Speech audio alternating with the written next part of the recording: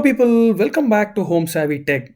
We've all dealt with the hassle of traditional earphones, constant adjustments, ear fatigue, and the way they shut the world around you.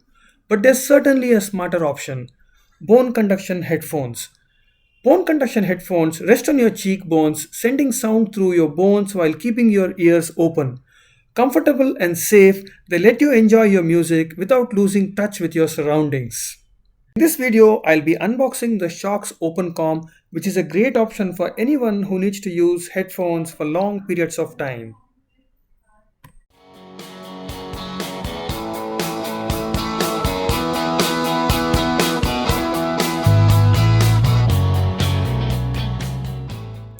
Alright, let's check out the contents of the box.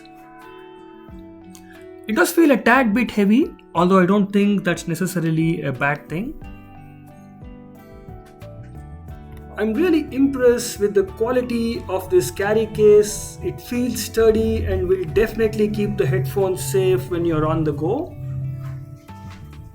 Let's take a look at the headphones themselves.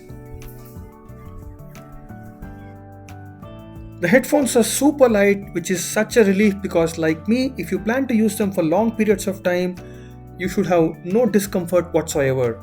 And you have the volume buttons here and a multifunction button here, which makes it convenient to control everything without having to reach for your phone. And there's the microphone on the other side.